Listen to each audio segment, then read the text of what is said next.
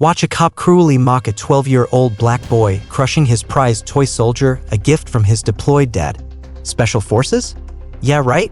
Officer Bradshaw sneers, leaving Malik trembling but defiant. But just then, a black SUV arrives. A decorated Green Beret steps out, Malik's father, in full uniform, bronze star gleaming. His voice is ice. Problem here, officer? The cop freezes, stunned silent. Discover the shocking moment that ignited a fight for justice. The Ohio sun, a molten coin in the vast, indifferent blue, beat down on Springfield Community Park. It baked the asphalt paths shimmering with heat haze and drew the scent of cut grass and warm earth into the air. Beneath the sprawling branches of an ancient oak whose leaves rustled like old secrets in the faint breeze, 12-year-old Malik Hayes found refuge. He crouched low, his lean frame taut with concentration, fingers deftly maneuvering a small, plastic soldier across the dappled terrain of grass and roots. The action figure, Sergeant Frosty, as Malik called him, was a veteran. His molded green fatigues were chipped, worn smooth in places from countless campaigns waged across bedroom floors and backyard jungles. He was a gift from Malik's father, Sergeant Devonte Hayes, sent home in a care package during his last deployment, a tangible piece of a man who often felt more like a legend than a dad. Malik pressed the figure against the rough bark of the oak. He lowered his voice to a gravelly whisper, mimicking the cadence he heard on infrequent video calls, the sound strained by static and distance. Stay sharp, soldier. Eyes open. Never know where trouble's hiding. Malik imagined the dry heat of Afghanistan. The dust his father described. The tension that hummed beneath the surface of everyday life there. Here, under the oak, the only tension was the precarious balance of Sergeant Frosty against the tree, and the low thrum of a car engine idling nearby. The thrum grew louder, then cut off abruptly, replaced by the solid thunk of a car door slamming shut. Malik instinctively pulled Sergeant Frosty closer, tucking him partly behind his knee. He didn't need to look up to know who it was. Officer Derek Bradshaw's cruiser was a familiar sight, a rolling symbol of unease in their neighborhood. Bradshaw, 44, with a physique gone soft around the middle and a neck perpetually flushed red by the sun or perhaps temper, moved with the heavy deliberation of a man who believed his presence alone was an assertion of authority. His boots crunched on the dry grass as he approached Malik's sanctuary under the oak. Malik kept his eyes down, focusing on a determined and hauling a crumb across a miniature Everest of dirt. Maybe if he stayed small, stayed quiet, the shadow would pass. What you got there, kid? Bradshaw's voice was rough, edged with a sneer that seemed permanently etched onto his features. It wasn't a question, it was an accusation wrapped in casual disdain. Malik looked up slowly, meeting the officer's pale blue eyes, which seemed narrowed against the sun or perhaps against Malik himself. He clutched Sergeant Frosty tighter. Just my stuff, sir." His voice was thinner than he wanted it to be. Bradshaw's gaze flickered down to the backpack resting beside Malik, then locked onto the plastic figure peeking out from behind his knee. A smirk tugged at his lips. With a swift, unexpected movement, he reached down and snatched Sergeant Frosty. Malik flinched, a gasp escaping his lips. "Playing army, huh?" Bradshaw turned the worn figure over in his thick fingers, his expression one of mocking amusement. "Bet your daddy pushes papers somewhere. Some desk jockey playing dress-up." Heat flared in Malik's chest, pushing back the fear. He straightened his shoulders, mimicking the posture he'd seen in pictures of his father standing ramrod straight in his uniform. "No, sir," Malik said, his voice gaining a measure of steadiness. "He's Special Forces. Green Beret. He comes home tomorrow." Bradshaw threw his head back and barked a laugh, a harsh, grating sound that scraped against the quiet afternoon. "Special Forces? Oh, that's rich. Sure he is, kid. You all love playing hero, don't you? Making up big stories." He looked down at the small plastic soldier in his hand, contempt twisting his face. Then, with deliberate cruelty, he dropped Sergeant Frosty onto the ground and brought his heavy boot down squarely on top of it. The sound was small, insignificant against the backdrop of the park, but it echoed like a gunshot in Malik's ears. He stared at the splintered green plastic shards crushed into the dirt beneath Bradshaw's boot. A burning sensation prickled behind his eyes, hot and sharp. He wouldn't cry. He wouldn't. He clenched his fists, digging his fingernails into his palms, anchoring himself to the pain. He stood tall, just like Devonte taught him. "Hold your ground. Don't let them see they got to you." Bradshaw ground his heel for emphasis, scattering the plastic fragments. "Guess your Special Forces dad couldn't save this little guy, huh? He chuckled again, then turned, apparently satisfied with his casual act of destruction, ready to move on. That's when the sound of another vehicle arrived, not the familiar rumble of a cruiser, but the deeper, smoother purr of a powerful engine. A gleaming black SUV pulled silently to the curb, its tinted windows reflecting the placid park scene like dark mirrors. The driver's door opened and a man unfolded himself from the vehicle. He was tall and broad-shouldered, moving with an economy of motion that spoke of disciplined power.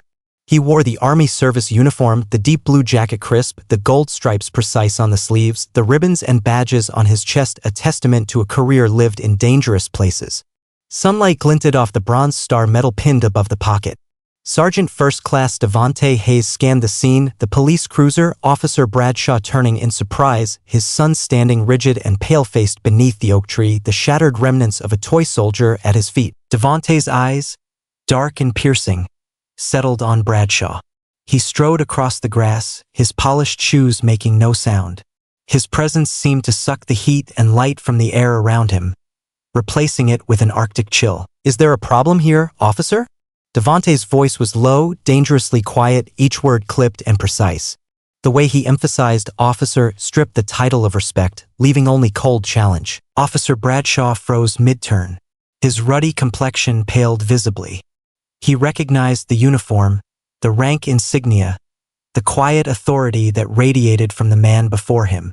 His bluster evaporated, replaced by a sudden, awkward deference.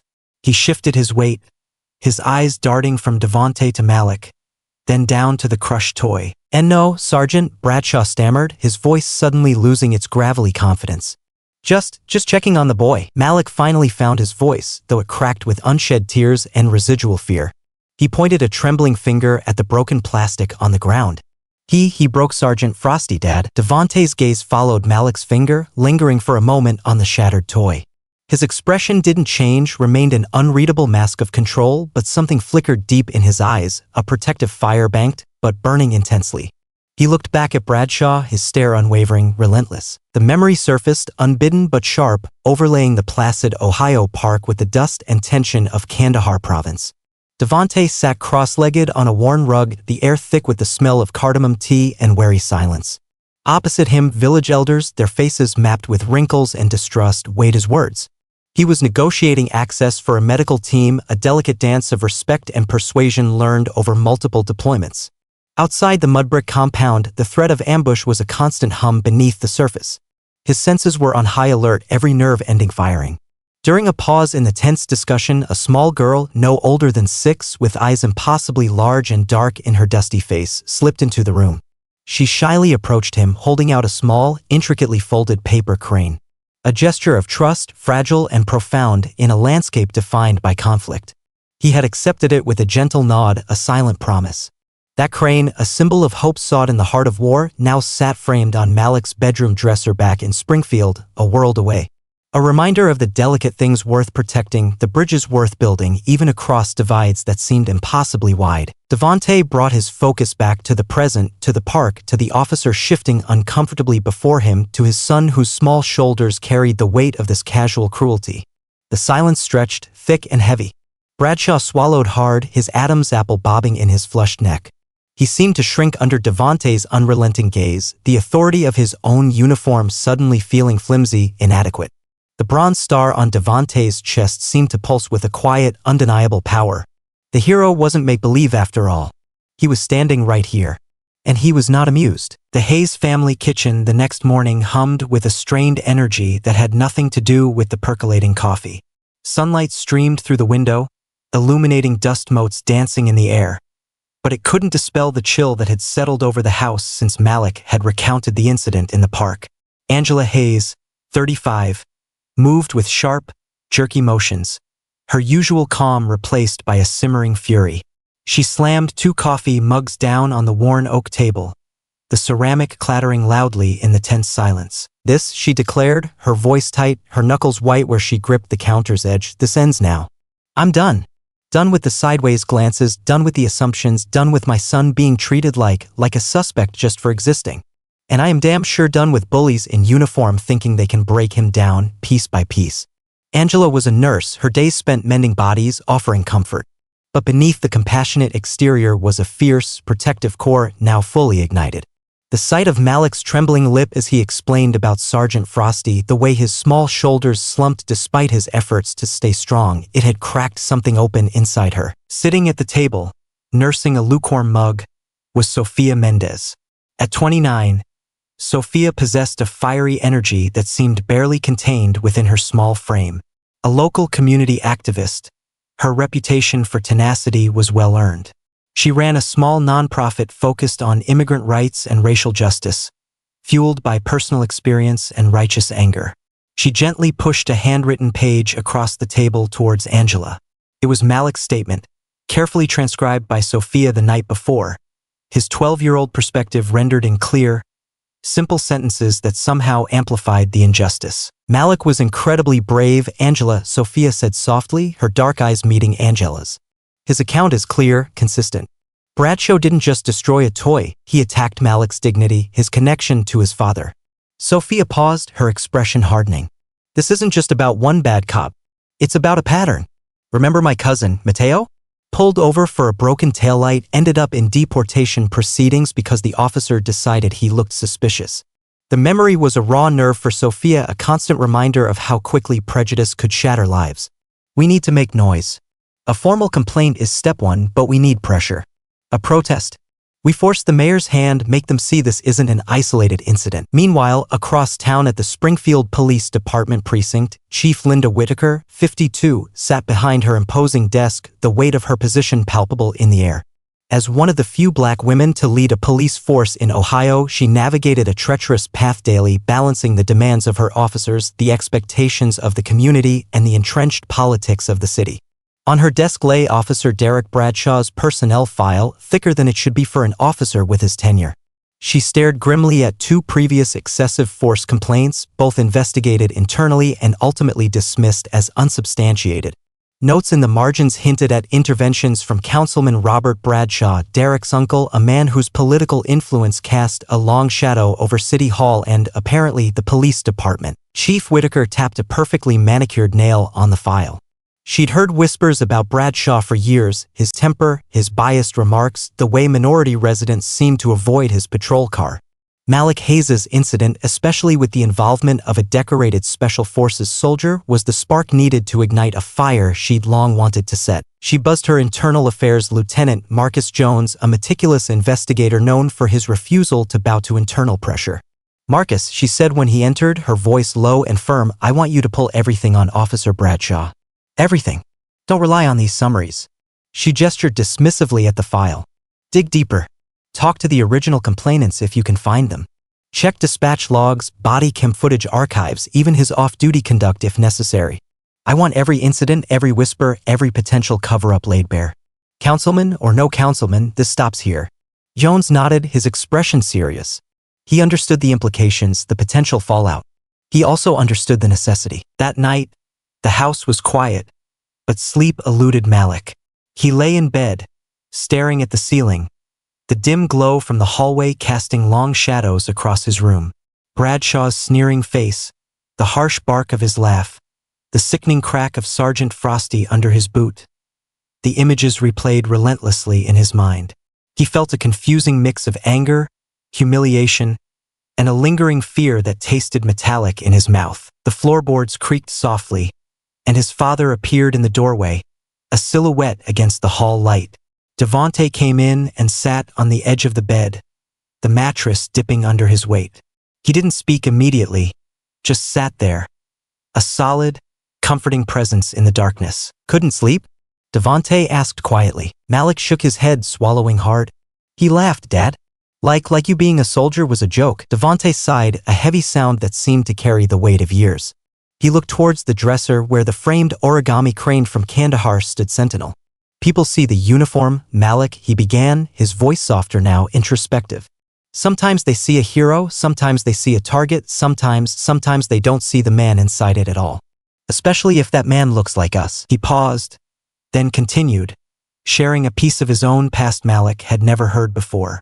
"When I was about 10, maybe a little younger than you, I saved up my allowance for a whole month to buy a big bag of Skittles.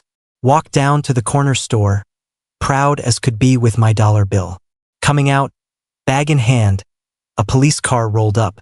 Officer leaned out, looked me up and down and said, "Where'd you lift those, thug?" Malik's eyes widened in the dim light. His dad? Called a thug? I was just a kid, Devonte said, a distant pain echoing in his voice. Scared me half to death. I dropped the Skittles, ran all the way home. My grandpa, your great-grandpa, he sat me down. He was angry, yeah, furious even. But he told me something I never forgot. He said, "Son, they're gonna try and tell you who you are. They'll try to make you feel small, make you doubt yourself. Don't let them. You hold onto your truth like a shield. Know who you are, know your worth, and stand tall in it. That's a strength they can't take away." Devonte reached out, his large, calloused hand resting gently on Malik's shoulder. What that officer did today, it wasn't about you, Malik. It was about his own ugliness, his own prejudice. He tried to take away your pride, break your spirit, just like that officer tried with me years ago. But he didn't succeed, did he? You stood tall. You told the truth. He squeezed Malik's shoulder gently. That broken toy, that's just plastic. Your strength, your truth? That's unbreakable. Hold on to it. Like a shield. Malik leaned into his father's touch, the warmth seeping into him, pushing back the cold knot of fear in his stomach. He thought about Sergeant Frosty, broken but not forgotten. He thought about his dad, the soldier, the father, the boy who bought Skittles. He thought about the shield. Maybe, just maybe, he could learn to hold it too. The ripple from the park was spreading, touching them all, demanding a response. And silently, in the shared quiet of the night, father and son began to brace for the wave. The midday sun beat down on the steps of Springfield Town Hall, but the heat radiating from the crowd packed onto the plaza felt different. It was the heat of collective anger, a slow burn ignited by injustice and fanned by solidarity. Dozens of people, a vibrant tapestry of Springfield's diverse communities, stood shoulder to shoulder, their faces determined, their voices rising in call and response chants. No justice, no peace. Protect our kids. Sophia Mendez stood near the front, holding a simple, hand-painted sign, "Our children are not your targets." Her voice, amplified by a small bullhorn, cut through the murmuring crowd. We are here today because what happened to Malik Hayes is not an isolated incident. It is a symptom of a disease, the disease of prejudice, of unaccountable power, of a system that too often protects its own instead of the people it's sworn to serve. A wave of agreement rippled through the crowd. Angela Hayes stood beside Sophia, her arm around Malik's shoulders.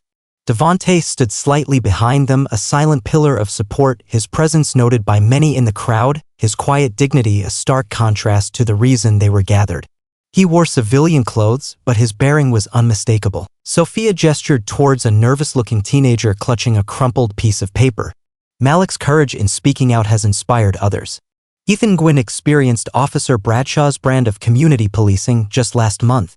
Ethan, tell them what happened. Gwyn, 16, stepped forward, his dark eyes scanning the crowd, his knuckles white where he gripped the paper. He took a deep breath, his voice trembling slightly at first, then gaining strength as he spoke. Officer Bradshaw pulled me over. Ethan began, his voice amplified by Sophia's bullhorn. Said I made an illegal U-turn, which I didn't. He looked at my license, saw my last name. He smirked. Ethan paused, swallowing hard. He said, "Gwyn? Sounds like no win." Then he laughed. Laughed like it was the funniest joke in the world. He let me go with a warning. Told me to try not to lose next time. Ethan looked up, meeting the eyes of the crowd. He made me feel small, ashamed of my own name, of my family's history, just because he could. A low murmur of outrage swept through the assembly. Heads nodded in shared understanding. Another story, another casual act of cruelty chipping away at a young person's sense of self-worth. Inside the police precinct, the unmasking of Officer Derek Bradshaw was proceeding with grim efficiency. Lieutenant Marcus Jones laid a folder on Chief Whitaker's desk. "We dug deeper, Chief," Jones said, his voice devoid of emotion. "As you requested, the findings were uglier than Whitaker had anticipated. Internal Affairs had subpoenaed Bradshaw's personal phone records and uncovered a trove of text messages and social media activity that painted a sickening picture. Racist memes targeting Black and Latino individuals, jokes mocking Asian stereotypes, disparaging comments about female colleagues. There was more. Cross-referencing dates and times, they'd unearthed evidence of a DUI incident from 2017. Bradshaw, off-duty, had crashed his personal vehicle. The responding officers, friends of Bradshaw's, had filed a report listing the cause as swerving to avoid an animal. No sobriety test was administered. The incident was quietly buried. Then there were the interviews with the complainants from the previous excessive force allegations. Both described Bradshaw escalating situations unnecessarily, using excessive physical force and verbally abusing them with racial slurs. Their initial statements had been downplayed, their credibility questioned during the perfunctory internal reviews. Chief Whitaker felt a cold fury settle in her stomach. It wasn't just Bradshaw, it was the culture that enabled him, the blue wall of silence, the political interference that allowed rot like this to fester. She looked at Jones. Suspend him. Immediately. Pending termination, his uncle. Jones asked quietly. Councilman Bradshaw can take it up with the mayor, Whitaker said, her voice clipped. Or he can explain to the press why his nephew's record looks like this. She tapped the damning file. The pushback was immediate. Within an hour, her phone rang. Councilman Robert Bradshaw's voice was smooth, laced with menace. Linda, I think there's been a misunderstanding regarding Derek, the councilman began, the false congeniality grating on her nerves. A suspension seems excessive. Perhaps we can discuss this offline. There's no misunderstanding, Robert, Whitaker replied coolly. Internal Affairs conducted a thorough investigation. The findings are clear and deeply disturbing. Suspension is the minimum appropriate action at this stage. This could be damaging, the councilman warned, his voice hardening. Not just for Derek, but for the department. For the city's image. Are you sure you want to open this Pandora's box? The damage was done long before I opened the file, Whitaker retorted. My job is to uphold the integrity of this department and protect the citizens of Springfield. That includes protecting them from officers who abuse their power. The suspension stands. She ended the call, the silence in her office profound. She knew this was just the beginning of the political battle. The news of the suspension hit Bradshaw hard. He was at a dimly lit bar on the outskirts of town, nursing his third whiskey, when his wife called, her voice choked with sobs. Derek, what did you do? They're saying, the news, racist texts, a DUI? Our neighbors are looking at me. You ruined us. You ruined everything. The line went dead. Bradshaw stared at his phone, then signaled the bartender for another drink. He slumped over the bar, the alcohol fuzzing the edges of his anger and self-pity. Just doing my job. He slurred to the indifferent reflection in the mirror behind the bottles. Just keeping the streets safe. Ungrateful punks. He didn't see the prejudice, the cruelty, the abuse of power. He saw only a world that didn't appreciate his sacrifices. A world quick to condemn a good cop, just trying to maintain order. The mask hadn't just been unmasked for others. It seemed he couldn't even see it himself. A few days later, Devonte Hayes stood not in a bar, but in the brightly lit gymnasium of Malik's middle school. He'd accepted an invitation to speak to the students about his career, an event planned months before the park incident, but now imbued with a different kind of significance. He wore his uniform, the decorations gleaming under the fluorescent lights. The students, initially shy, soon peppered him with questions, their curiosity overcoming their awe.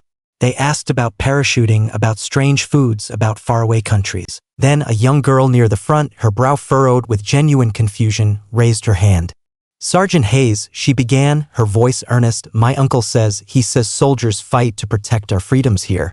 But if people here treat you bad because of how you look, aren't you scared? Scared to fight for a country that sometimes seems like it hates you? The gymnasium fell silent.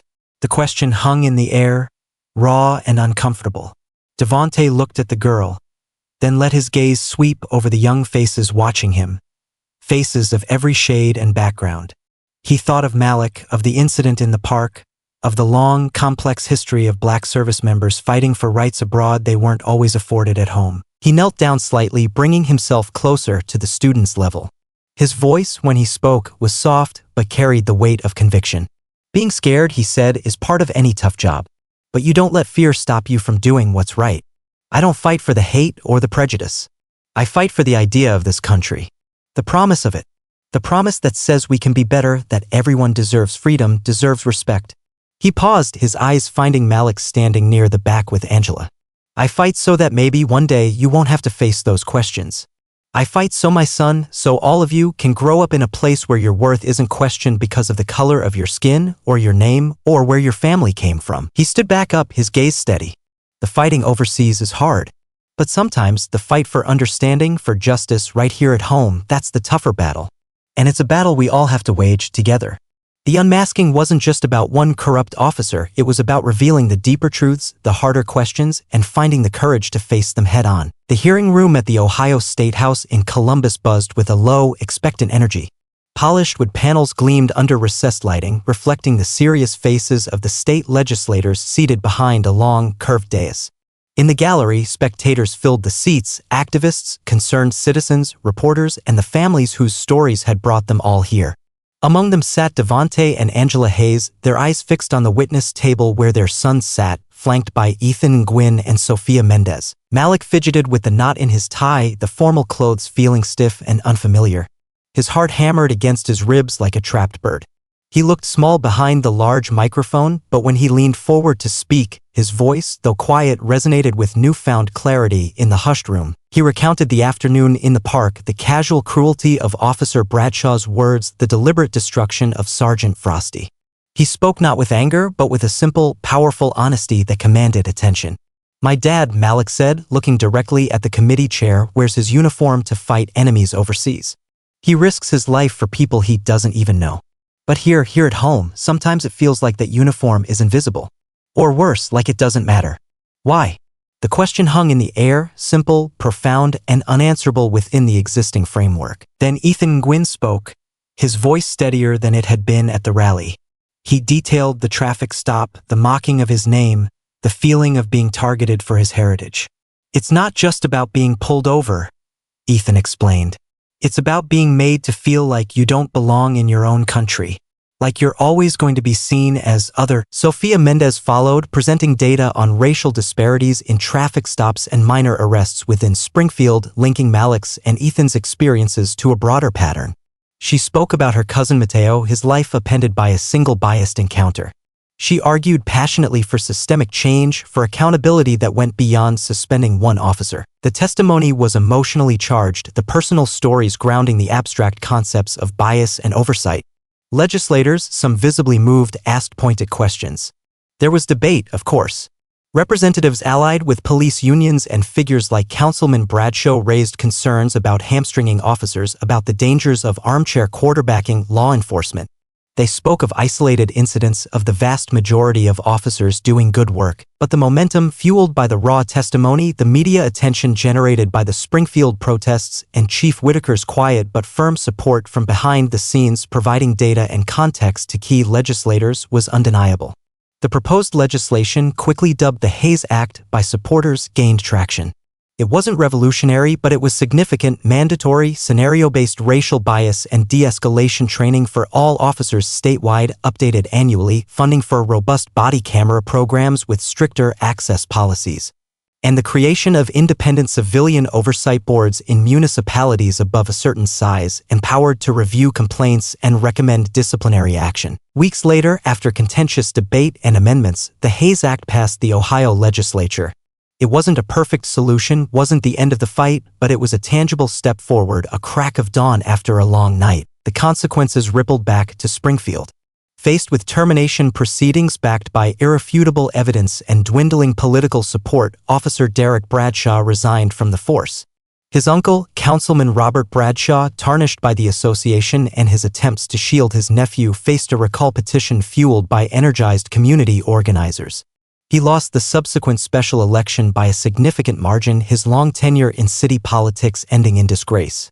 Chief Whitaker, vindicated, began the difficult work of implementing the Hayes Act reforms within her department, knowing the cultural shift would be a marathon, not a sprint. The ripples continued to spread, creating new currents of change. Sophia Mendez, inspired by the youth who spoke out, secured funding to launch a mentorship program connecting Springfield teenagers with community leaders and activists.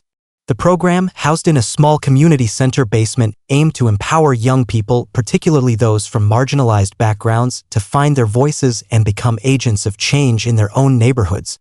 She often thought of Malik and Ethan, proof that courage could bloom at any age. Ethan Gwyn, no longer ashamed of his name, discovered a passion for storytelling. He started a podcast from his bedroom, initially focusing on the experiences of immigrant families in Springfield. It quickly gained a following, evolving into a platform amplifying diverse voices often unheard in mainstream narratives. His tagline, "Everyone has a story. It's time we listened." Sergeant First Class Devonte Hayes continued his service, but with a renewed focus. He began actively mentoring young Black recruits navigating the complexities of military life, sharing his experiences and the lessons learned from his father and his own journey. He taught them not just tactics and discipline, but resilience, the quiet strength needed to hold on to one's truth, one's identity, even when the world, or sometimes the institution itself, seemed determined to challenge it. He spoke often about the dual battlefronts, the ones overseas and the ones within. Autumn had painted Springfield Community Park in hues of gold, russet, and fiery orange. The air was crisp, carrying the scent of decaying leaves and wood smoke. Malik Hayes knelt beside the ancient oak tree where his ordeal had begun months earlier. The ground was soft from recent rains. In his hand, he held a small acorn he'd found lying near the base of the mighty tree. With careful fingers, he dug a small hole in the damp earth near the spot where Sergeant Frosty had met his end. He placed the acorn gently into the depression and covered it with soil, patting it down firmly. It was a small act, almost invisible against the scale of the park, the city, the world. Sophia Mendez, walking through the park on her way home from the community center, saw him. She approached quietly, a gentle smile touching her lips as she watched him tend to the tiny planting spot. "What are you doing there, Malik?" she asked softly. Malik looked up, his face serious but calm. The fear that had haunted his eyes that summer day was gone, replaced by a quiet determination that mirrored his father's. "Planting," he said simply. He gestured to the spot where the acorn lay buried. "Gonna name it Sergeant Frosty II. He looked up at the towering oak, its branches reaching towards the sky like sturdy arms. Then he looked back at the small patch of disturbed earth. It held a seed of potential, a promise of future strength rooted in the memory of injustice faced and overcome.